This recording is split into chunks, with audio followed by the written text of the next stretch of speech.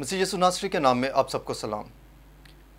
मेरा नाम pastor robin इनायत है और आज मैं खुदावंद के कलाम को शेयर करूंगा और आपको खुदावंद के कलाम की चंद सच्चाइयों और ख़ासकर आज के दिन मैं खुदावंद के कलाम के उन तमाम वादों को जिनके मुतल्लिक खुदावंद का कलाम कहता है कि उसके जितने वादे हैं वो उसमें मतलब मसीह यीशु में हाँ के साथ हैं, उन तमाम वादों को आपके लिए मैं चाहूँगा कि मैं आपके साथ उन तमाम वादों को शेयर करूँ, क्योंकि हालात जैसे आजकल पाकिस्तान में चल रहे हैं, इसमें पाकिस्तानी कलीसिया को इन तमाम वादों को दोबारा से सुनने की, दोबारा से उनको इनकी दोहराई करवाने की और फिर इन वादों को अपनी ज़िंदगी के लिए बार बार रिपीट करने की बहुत अशद ज़रूरत है। हम खुदावंद के पाक कलाम की जानिब बढ़ने से पहले एक छोटी सी दुआ करेंगे ताकि खुदावंद इस पाक कलाम के सबब से हम सब को बहुत बरकत अता करें। आए हम अपनी आंखों को बंद करते हैं और खुदावंद के कलाम के लिए हम दुआ करते हैं। बुजुर्ग आसमानी बाप, आपका शुक्रिया अदा करते हैं इस वक्त के लिए, इस मौका के लिए जो आपने आज मुहैया किया ताकि मैं फजल टेलीविज़न के ज़रिया से खुदावंद के कलाम की खिदमत सर अंजाम दे सकूं और जितने लोग फजल टीवी पर मुझे सुन रहे हैं, इन सब के लिए आपके कलाम के उन वादों को जो मसीह यीशु में हैं मैं इनकी ज़िंदगियों में जारी कर सकूं। बुजुर्ग आसमानी बाप, इस कलाम के सबब से मैं, मेरा घराना, चर्च, कलीसिया और जितने नाजरीन कलाम को सुन रहे हैं सब बरकत पाएँ। ये सब कुछ मांगते हैं मसीह यीशु नासरी के नाम से, आमीन।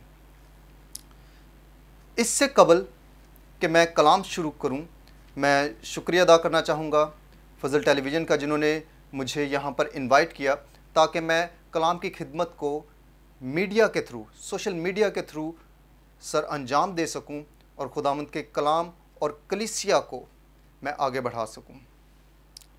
आएं चंद बातें हम देखते हैं पाकिस्तान में मौजूदा हालात क्या है। इस वक्त जो सिचुएशन पाकिस्तान में चल रही है आज के दिन तक, वो सिचुएशन क्या है और ये सिचुएशन बड़ी डिस्टर्बिंग है बाज़ लोगों के लिए। हम देख सकते हैं कि इन चंद दिनों में जो हमारी बेसिक कमोडिटीज़ हैं, जो हमारी ज़रूरियात हैं, जो हमारी ज़रूरियात की अशिया हैं, उनकी कीमतों में किस हद तक इजाफ़ा आया है। हम अगर स्टैट्स को देखें और हम उन प्राइसेस को देखें तो उन चीज़ों को देखकर, उस महंगाई को देखकर लोग बहुत ज़्यादा परेशान हैं और डिस्टर्ब हैं। मैं कुछ चीज़ें आपके सामने रखना चाहूँगा। जैसे इस वक्त इन 20 दिनों के अंदर जो पेट्रोल की कीमत है वो 150 से कहाँ पर चली गई है, पहले गई 180, फिर एक रात में पेट्रोल की कीमत कितनी बढ़ी, ये कीमत बढ़ी और 210 हो गई, दोबारा से 30 रुपये बढ़ी। और आज ही मैं अखबार में पढ़ रहा था कि हुकूमत का कहना है कि अभी भी जो कीमत इंटरनेशनल मार्केट के मुताबिक होनी चाहिए वो कीमत 285 रुपये है। इसका मतलब है 1 लीटर पेट्रोल हमें 285 रुपये का मिलना चाहिए जो इंटरनेशनल कीमत के मुताबिक है। तो इसका मतलब है आने वाले दिनों में हम इस चीज़ को इस तरह से देख सकते हैं कि शायद जो पेट्रोल की कीमत है वो इतनी बढ़ जाए। फिर गुज़श्ता कुछ दिन पहले जो हमारे पास बनास्पति घी है जिसमें हम खाना पकाते हैं, फ्राई करते हैं, और जो ऑयल है, कुकिंग ऑयल है, इनकी कीमतों में इजाफा हुआ और वो कहाँ पर चली गई। ये जो कुकिंग ऑयल और घी है इनकी कीमतें तकरीबन 600 रुपये पर केजी, 1 किलोग्राम 600 रुपये में हमें मिलेगा। फिर बिजली की कीमतें, ये चंद दिन के अंदर बिजली की कीमतों में इजाफा कितना हुआ। जो यूनिट हमें 16 रुपये 91 पैसे का मिल रहा था, अब वो हमें कितने का मिलेगा, 7 रुपये की कीमत उसकी बढ़ जाएगी और वो कितने का हमें यूनिट पड़ेगा, वो तकरीबन 24 रुपये 82 पैसे का हमें पड़ेगा। अब अगर आप ये सारा कुछ देखें और इन सारी खबरों को आप सुने तो आप परेशान हो जाएंगे, क्योंकि एक आम बंदा, एक ऐसा बंदा जो मिडिल क्लास फैमिली से बिलोंग करता है, जो मिडिल क्लास फैमिली का है, उसके लिए हर रोज़ की चीज़ों को मैनेज करना पहले से ही बहुत मुश्किल था, और जब कीमतें इस तरह से इतनी स्पीड में बढ़ेंगी तो उसका नुकसान क्या होगा? उसका नुकसान होगा कि परेशानियां घर में आ जाएंगी, घरों में परेशानियां आकर बसेरा करेंगी और लोग परेशान हो जाएंगे। अभी हमें बहुत अरसा नहीं हुआ कि हम कोरोना की जो वबा है इसमें से निकले हैं, और मैं आपके साथ ये शेयर करना चाहता हूँ। एक रिपोर्ट के मुताबिक जनवरी 2020 से लेकर अभी तक जो रिपोर्टेड केसेस हैं, ये वो केसेस हैं जो सिर्फ मीडिया पर सामने आए हैं, और मीडिया पर सारे केसेस सामने नहीं आते, बाज़-औक़ात कम केसेस सामने आते हैं। असल जो स्टैट होता है, असल जो नंबर होता है, जो तादाद होती है वो ज़्यादा होती है, लेकिन मीडिया पर कम आती है। तो इसके मुताबिक जनवरी 2020 से लेकर अब तक 29 खुदकुशियाँ, ऐसे केसेस जिसमें लोगों ने सुसाइड की है, वो 29 है। और ये मीडिया की रिपोर्ट है, ये एक्चुअल रिपोर्ट नहीं है। एक्चुअल रिपोर्ट इससे ज़्यादा ही हो सकती है। और ये वो खुदकुशी के वाक़यात हैं जो सिर्फ कोरोना वायरस की वजह से आए हैं। अब इनमें से कोरोना वायरस की परेशानी की वजह से मरने वाले लोगों की तादाद सिर्फ 29 में से 4 है, और 25 लोग वो थे जिन्होंने कोरोना की वजह से, कारोबार ठप होने की वजह से, मुआशी हालात ख़राब होने की वजह से 25 लोगों ने खुदकशी की। तो इसका मतलब है जो मुआशी आपके ऊपर प्रेशर बनता है, वो प्रेशर किसी इंसान को किस नहज तक लेके जा सकता है कि वो खुदकशी करे, वो सुसाइड कमिट करे। तो इसलिए ये प्रेशर, ये जो मुआशी प्रेशर है, ये बहुत ज़्यादा हमें डिस्टर्ब करता है। और इसके रिज़ल्ट में क्या क्या आता है? इसके रिज़ल्ट में आपको एंग्जाइटी आ सकती है, आप एंग्जियस हो सकते हैं, आप ट्रॉमा का शिकार हो सकते हैं, डिप्रेशन आ सकता है, स्ट्रेस आ सकता है, आपके ऊपर दबाव होगा, आप परेशान रहेंगे, आप तनाव का शिकार हो जाएंगे। तो ये सब मौजूदा हालात हैं जो इस वक्त पाकिस्तान में चल रहे हैं। और इन हालात में आप जो इस कलाम को सुन रहे हैं, आप भी शायद परेशान हों, क्योंकि हम सब सोसाइटी का हिस्सा हैं, हम सब इस मुल्क में रहते हैं, हम सब इस दुनिया में हैं। तो हम शायद इस दुनियावी प्रेशर को अपने लिए महसूस कर रहे हों।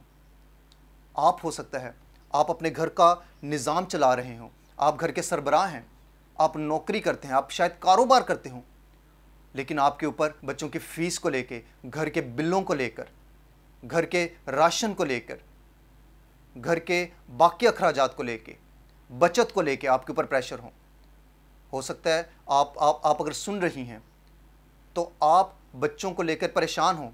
शायद आपके बच्चों ने काफ़ी देर से नए कपड़े नहीं लिए, हो सकता है आपके बच्चों को सही इतना खुराक नहीं मिल पा रही, और आप इन प्रेशर्स में आ गए हैं। जो ये दुनियावी प्रेशर्स इस वक्त क्रिएट हुए हैं, ये जो दबाव सोसाइटी की तरफ से क्रिएट हुआ है, शायद आप उसका शिकार हों। तो मेरा ईमान है कि आज का कलाम आपको इन तमाम प्रेशर्स से आज़ाद करेगा। सो आए हम अपने लिए खुदावंद के उस इत्मीनान को हासिल करने के लिए हम खुदावंद के कलाम की जानिब बढ़ते हैं। और मेरे साथ आप देखिए, मत्ती रसूल की मार्फत लिखा गया अंजीली बयान, उसका 6 बाब और 25 से 34 आयत तक। खुदावंद के कलाम में लिखा है, इसलिए मैं तुमसे कहता हूँ कि अपनी जान की फ़िक्र ना करना कि हम क्या खाएंगे या क्या पिएंगे, और ना अपने बदन की कि क्या पहनेंगे। क्या जान खुराक से और बदन पोशाक से बढ़कर नहीं? हवा के परिंदों को देखो कि ना बोते हैं, ना काटते, ना कोठरियों में जमा करते हैं, तो भी तुम्हारा आसमानी बाप उनको खिलाता है। क्या तुम उनसे ज़्यादा कदर नहीं रखते? तुम में ऐसा कौन है जो फ़िक्र करके अपनी उम्र में एक घड़ी भी बढ़ा सके? और पोशाक के लिए क्यों फ़िक्र करते हो? जंगली सोसन के दरख्तों को गौर से देखो कि वो किस तरह बढ़ते हैं, वो ना मेहनत करते ना काटते हैं। तो भी मैं तुमसे कहता हूँ कि सुलेमान भी बावजूद अपनी सारी शान और शौकत के उनमें से किसी की मानिद मुलब्बस ना था। बस जब खुदा मैदान की घास को जो आज है और कल तनूर में झोंकी जाएगी ऐसी पोशाक पहनाता है, तो ए कम इत्तेकादो तुमको क्यों ना पहनाएगा। इसलिए फ़िक्रमंद होकर ये ना कहो कि हम क्या खाएंगे या क्या पिएंगे या क्या पहनेंगे, क्योंकि इन सब चीज़ों की तलाश में गैर कौमें रहती हैं और तुम्हारा आसमानी बाप जानता है कि तुम इन सब चीज़ों के मोहताज हो। बल्कि तुम पहले उसकी बादशाही और उसकी रास्तबाजी की तलाश करो, तो ये सब चीज़ें भी तुमको मिल जाएंगी। बस कल की फ़िक्र ना करो, क्योंकि कल का दिन अपने लिए आप फ़िक्र कर लेगा।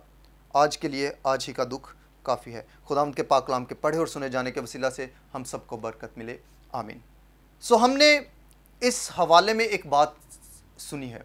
आपने आजकल एक बड़ा वायरल हुआ एक स्टेटमेंट है जिसके ऊपर मीम्स भी बनी है, लोग अक्सर मजाक के तौर पर भी इस जुमले को इस्तेमाल करते हैं। और वो जुमला क्या है? सबसे पहले आपने घबराना नहीं है। तो यहाँ पर वो स्टेटमेंट जो है, वो जो बात है, वो जिस बंदे ने कही है, हमारा इत्तेकाद उस बंदे पर नहीं है। हमारा इत्तेकाद किस पर है? हमारा इत्तेकाद उस बंदे पर है जिसने यहाँ पर कहा है, जिसने यहाँ पर लिखा है, जिसने यहाँ पर कहा है कि हमें परेशान होने की ज़रूरत नहीं है, हमें घबराने की ज़रूरत नहीं है। वी शुड नॉट वरी, हमें परेशान होने की ज़रूरत नहीं है। हमारा इत्तेकाद इस बंदे की स्टेटमेंट पर है। और ये किसके अल्फाज हैं? ये मसीह खुदावंद के अल्फाज हैं। मसीह खुदावंद ने हमें क्या कहा है? हालात जैसे भी हों, आपने घबराना नहीं है। वाक़यात जैसे भी रूनुमा हो रहे हों, आपने घबराना नहीं है। दुनिया में सियासी पस मंज़र या सियासी मामला जैसे भी चल रहे हों, आपने घबराना नहीं है। दुनिया में जंग चल रही हो, आपने घबराना नहीं है। दुनिया में काल पड़ रहे हों, आपने घबराना नहीं है। दुनिया में वबा हो, आपने घबराना नहीं है। हर एक चीज़ की फ़िक्र किसे है? हमने फ़िक्रमंद नहीं होना। हाँ, हम इंसान हैं, हमारे दिल में फ़िक्रों की कसरत आती है, लेकिन मसीह यीशु ने क्या कहा है कि तुम्हें फ़िक्र करने की ज़रूरत नहीं है। क्यों? क्योंकि खुदा को तुम्हारी फ़िक्र है। खुदा आपकी फ़िक्र करता है। खुदा चाहता है कि आप फ़िक्रों से आज़ाद हों और अपनी फ़िक्रें किस पर डालें? हम अपनी फ़िक्रें हम उस पर डालें, क्योंकि उसको हमारी फ़िक्र है। और मसीह यीशु ने कहा कि तुम में से कौन है जो अपने सर के एक बाल को भी जो सफ़ेद हो गया है उसको काला कर सके? हम अपने एक बाल की जब नहीं कर सकते, एक बाल के हालात को हम तब्दील नहीं कर सकते, तो हम अपने इर्द गिर्द के हालात को कैसे तब्दील कर सकते हैं? हालात को तब्दील करने वाला कौन है? हालात को तब्दील करने वाला मसीह खुदावंद खुद है। हालात को वही तब्दील करता है। हमें क्या करने की ज़रूरत है? हमें ज़रूरत है कि हम खुदा की बादशाही और उसकी रास्तबाजी को तलाश करें। ये बाकी सब चीज़ें हमारे लिए हो जाएंगी। हम अगर अपने इर्द गिर्द देखें तो हमारे इर्द गिर्द बहुत सारे मसले मसाइल चल रहे हैं, और ये आज ही नहीं, ये हर दौर की बात है। लेकिन जो लोग हर दौर में, जो खुदा के लोग हैं, जब वो ईमान पर खड़े होते हैं, जब वो खुदा पर ईमान रखते हैं, तो हम बाइबल मुकद्दस में पढ़ते हैं कि जब जब खुदा के बंदों ने, खुदा के लोगों ने ईमान पर जब जब वो खड़े हुए हैं, तो खुदा ने उनके लिए हालात बदले हैं। इसी की मैं मिसाल देना चाहूँगा बुज़ुर्ग अब्राहम की। मेरे साथ देखिए पैदाइश की किताब और उसका 12वां बाब। ये जो 12वां बाब है, इस 12वें बाब में आप जब देखते हैं तो खुदा ने अब्राहम को बुलाया है और उसको उसके घराने से, उसके मुल्क से, उसके रिश्तेदारों से दूर जाने का कहा है, और जाकर रहने का जहाँ पर कहा है वहाँ के हालात कैसे हैं। 12वें बाब की अगर हम 10वीं आयत पढ़ें तो वहाँ पर क्या है कि अब्राहम जब अपने रास्ते पर है तो एक मुल्क में से उसका गुज़र हुआ है, और उस मुल्क में क्या है? 12वें बाब की 10वीं आयत में लिखा है, और उस मुल्क में काल पड़ा और अब्राम मिस्र को गया कि वहाँ टिका रहे, क्योंकि मुल्क में सख्त काल था। तो अब्राहम जो है वो क्या हुआ है? वो जब हालात तब्दील हुए हैं इर्द गिर्द के, तो अब्राहम ने क्या किया है? अब्राहम किसी और मुल्क में चला गया है। आप याद रखें जब भी किसी एक जगह के हालात ख़राब होते हैं उसका एक रिपल इफेक्ट होता है। रिपल इफेक्ट कहते हैं कि उसकी वजह से हालात हर जगह पर ख़राब होते हैं। इसकी मैं मिसाल देता हूँ, यूक्रेन और रशिया, इस वक्त इनकी जंग चल रही है। अब उन्हीं की जंग की वजह से पूरी दुनिया में जो मुआशी हालात हैं वो डिस्टर्ब हैं। और सिर्फ मुआशी हालात नहीं डिस्टर्ब, बल्कि पूरी दुनिया में खाने की भी कमी आ गई है। पूरी दुनिया में जो फ्यूल है, जो ईंधन है, जैसे पेट्रोल हो गया, गैस हो गई, इनकी भी कमी आई है और इसकी वजह से कीमतें बढ़ी हुई हैं, खाने की कमी है। जब एक जगह के हालात ख़राब होते हैं तो उसकी वजह से पूरी दुनिया आपस में जुड़ी होती है और दूसरे ममालिक भी जो हैं वो डिस्टर्ब होते हैं। कनान और मिस्र आपस में जुड़े हुए थे, तो कनान में जब हालात ख़राब थे तो मिस्र में भी उसके इफ़ेक्ट या उसके असरात ज़रूर आए होंगे। अब्राहम कहाँ पर चला गया? अब्राहम चला गया है मिस्र में। इन ख़राब हालात के दौरान जब अब्राहम वहाँ पर गया है, हालात ख़राब थे, लेकिन अब्राहम के लिए तसल्ली की बात क्या थी कि अब्राहम की फ़िक्र करने वाला उसके साथ था। अब्राहम जब उस मुल्क में जाकर रहा और उस मुल्क में टिका है, तो वहाँ पर अब्राहम के लिए हालात फ़र्क थे। उस मुल्क के लिए हालात फ़र्क रहे होंगे, लेकिन अब्राहम के लिए हालात बिल्कुल डिफरेंट थे। और अब्राहम जब वहाँ से निकला है तो यहाँ पर लिखा हुआ है 13वें बाब की दूसरी आयत में, पैदाइश की किताब में से ही, और अब्राहम के पास चौपाए और सोना चांदी बकसरत था। ये जब अब्राहम कनान से आया है वहाँ पर तो हालात फ़र्क हैं। अब्राहम वहाँ से इतना कुछ लेकर नहीं आया, लेकिन जब अब्राहम यहाँ से निकला है तो अब्राहम के लिए हालात डिफरेंट थे। अब इसी तरह से मैं चाहूँगा हम एक और वाक़या ऐसा ही देखें, पैदाइश की किताब में से ही, उसके 26वें बाब की पहली और 12वीं आयत। ये वाक़या जो पेश आया है ये मुक़द्दस इसहाक के साथ आया है, जो अब्राहम के फ़र्जंद हैं, जो वादे के फ़र्जंद हैं, उनके साथ ये वाक़या पेश आया है। जो मुक़द्दस इसहाक हैं, इनके मुतल्लिक़ हम पढ़ते हैं, और उस मुल्क में उस पहले काल के अलावा जो अब्राहम के अयाम में पड़ा था, फिर काल पड़ा, तब इसहाक जरार को फ़लस्तीनियों के बादशाह अबीमलक के पास गया। मुल्क में क्या है? मुल्क में यहाँ पर भी आप देखें, मुल्क में काल है, मुल्क में चीज़ों की कमी है। और याद रखें, इकोनॉमी को समझने वाले ये समझते हैं, इस बात को जानते हैं कि जब चीज़ों की कमी होती है, अदम दस्तयाबी में चीज़ों की कीमतें जो हैं वो बढ़ती हैं। तो अगर चीज़ें कम हो जाएं, आपके पास सप्लाई कम हो जाए, तो जो डिमांड है वो बढ़ती है और उसकी वजह से कीमतों में इजाफा आता है। यहाँ पर भी हालात बुरे हैं। और इसहाक जो है, मुक़द्दस इसहाक जो हैं, वो बादशाह अबीमलेक के पास गए हैं। और ये सारा आप हवाला पढ़ें, ये सारा आप 26वां बाब पढ़ें, तो आपको 12वीं आयत पर जाके पता चलेगा कि हालात बुरे हैं और काल पड़ा हुआ है, और काल में चीज़ें उगती भी नहीं हैं। लेकिन इसहाक के लिए खुदा ने हालातों को मुख्तलिफ किया है। दुनिया के लिए हालात मुख्तलिफ थे और मुक़द्दस इसहाक के लिए हालात मुख्तलिफ थे। और 12वीं आयत में लिखा है, और इसहाक ने उस मुल्क में खेती की, और उसी साल, किस साल? जिस साल वहाँ पर काल पड़ा हुआ था, उसी साल उसे 100 गुना फल मिला और खुदावंद उसे बरकत बख्शी। हमारे लिए ये तसल्ली की बात है कि आप अगर काल में भी बीज बोते हैं तो खुदावंद आपको उसका रिटर्न करता है। खुदावंद क्या करता है? खुदावंद 100 गुना आपको ज़्यादा देता है। इन हालात के अंदर भी, ये जो पाकिस्तान में इस वक्त हालात चल रहे हैं, खुदा का वादा है कि जहाँ तुम्हारे पाँव का तलवा टिकेगा वो जगह वो तुम्हें देगा। आप जिस काम में हाथ डालेंगे, खुदावंद उस काम में आपको बार-बार करेगा और खुदावंद आपको बरकत अता करेगा। खुदावंद ने इसहाक के लिए भी हालात को बदला। दुनिया के हालात डिफरेंट थे, दुनिया के हालात फ़र्क थे, उसके इर्द गिर्द काल था। दूसरे लोग शायद खेती बाड़ी कर रहे हैं, उनको 2 गुना भी नहीं मिल रहा, शायद उन्होंने जो बोया है वो भी नहीं उनको मिल रहा। वहाँ पर काल है, भूख है, तंगी है। लेकिन इसहाक के लिए क्या है?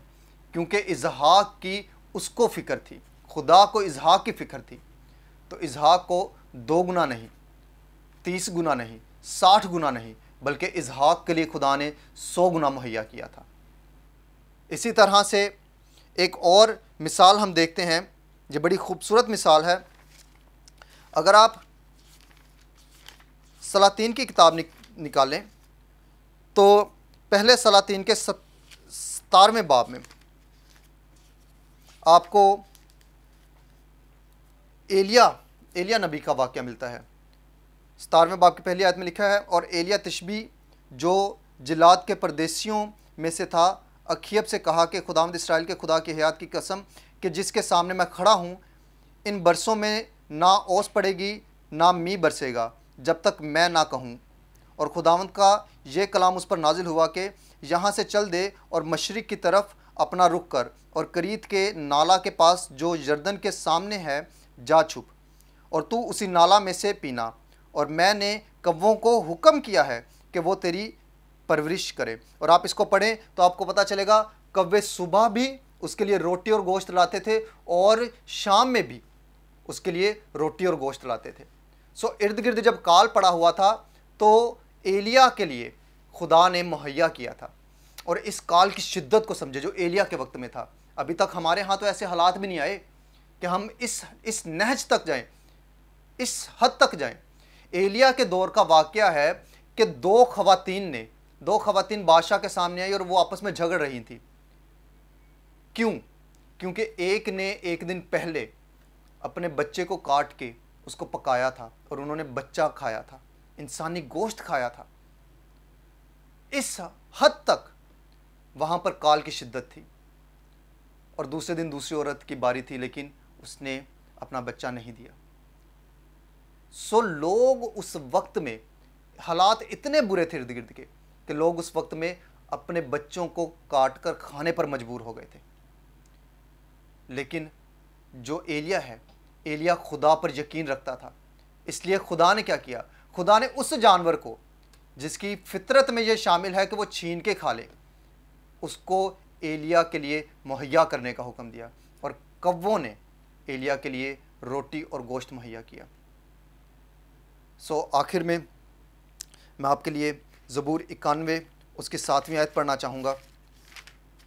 खुदावंद का बड़ा खूबसूरत वादा है और इसमें लिखा है, 6ठी आयत से मैं पढ़ूँगा, ना उस वबा से जो अंधेरे में चलती है, ना उस हलाकत से जो दोपहर को वीरान करती है। और 7वीं आयत में बड़ा खूबसूरत लिखा है, तेरे आसपास, मेरे भाई मेरी बहन, तेरे आसपास, ये खुदा का वादा है, 1000 गिर जाएंगे और तेरे दाहिने हाथ की तरफ 10,000, लेकिन वो तेरे नज़दीक ना आएगी। आपके इर्द गिर्द जो हालात बदल रहे हैं, जो हालात ख़राब हो रहे हैं, यकीन जाने आपके इर्द गिर्द लोग तंगदस्ती का शिकार होंगे, लोग बुराई का शिकार हो जाएंगे, लोग परेशानियों का शिकार हो जाएंगे, लेकिन आपके नज़दीक परेशानी या ये जो असरात हैं ये नहीं आएंगे। फ़कत आपको करना क्या है? आपको उसका यकीन करना है। मसीह यस्सु ने आपको इस दुनिया में रखा है। उसने कहा तुम इस दुनिया में हो लेकिन तुम इस दुनिया के नहीं हो। हम इस दुनिया में हैं तो सही, लेकिन हम इस दुनिया के नहीं हैं। हम कहाँ के हैं? खुदावंद के कलाम में लिखा है, खुदावंद ने हमें तारीकी से निकाल के मसीह यस्सु के साथ आसमानी मकामों पर बिठाया है। ये नहीं कि बिठाएगा, बल्कि बिठाया है। आप आसमान के वारिस हैं, आप उस बादशाही के वारिस हैं जो आसमानी है। सो आसमान पर किसी किस्म की कमी नहीं होती, आसमान पर हर चीज़ वाफर मिकदार में मौजूद है। तो आप आसमान के वारिस हैं, आपके लिए आसमान से खुदावंद मुहैया करेगा। सो इन हालात में जो पाकिस्तान में ख़राब हो रहे हैं, चर्च को घबराने की ज़रूरत नहीं है। मसीह यस्सु का ये प्रॉमिस है कि वो आपके लिए हर चीज़ मुहैया करेगा। और वो कहता है, घबराओ ना, तुम खुदा पर ईमान रखते हो, मुझ पर भी रखो।